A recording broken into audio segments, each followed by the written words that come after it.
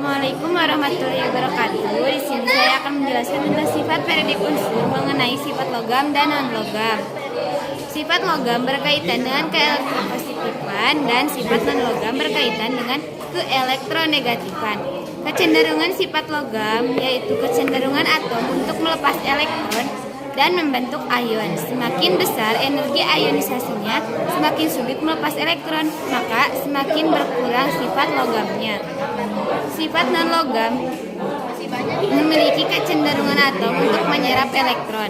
Sifat logam secara periodik dalam satu golongan dari atas ke bawah semakin besar, dalam satu periode dari kiri ke kanan semakin kecil. Sifat non-logam secara periodik dalam satu golongan dari atas ke bawah semakin kecil, dalam satu periode dari kiri ke kanan sifat non-logamnya semakin besar. Terima kasih. Saya di sini akan menjelaskan tentang afinitas elektron. Afinitas elektron bermuatan negatif. Unsur yang memiliki afinitas elektron bertanda negatif berarti mempunyai kecenderungan lebih besar dalam menyerap elektron daripada unsur yang afinitas elektronnya bertanda positif. Makin negatif nilai afinitas elektron, maka makin besar kecenderungan unsur tersebut dalam menyerap elektron. Kecenderungan membentuk ion negatif. Dari sifat ini dapat disimpulkan bahwa dalam satu golongan afinitas elektron cenderung berkurang dari atas ke bawah. Kedua, dalam satu periode afinitas elektron cenderung bertambah dari kiri ke kanan. Tiga, kecuali unsur alkali, tanah, dan gas, mulai semua unsur golongan utama mempunyai afinitas elektron bertanda negatif.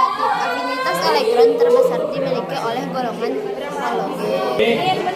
Saya akan menjelaskan tentang pengertian jari-jari atom. Pengertian jari-jari atom adalah jarak dan inti atom sampai kulit terluar suatu atom. Dalam satu golongan dari atas ke bawah, jari-jari atom semakin besar dalam satu golongan dari atas ke bawah. Kulit atom bertambah, sehingga jari-jari atom juga akan bertambah besar. Kecenderungan jari-jari atom adalah semakin kecil dari kiri ke kanan dalam satu periode dan semakin besar dari atas ke bawah pada satu golongan. Saya akan menjelaskan tentang energi ionisasi. Energi ionisasi adalah energi yang diperlukan untuk melepaskan elektron yang terkait paling lemah oleh suatu atom atau dalam wujud gas. Kecenderungan energi ionisasi dalam suatu golongan dari atas ke bawah, energi ionisasi berkurang dalam suatu periode dari kiri ke kanan. Energi ionisasi cenderung bertambah.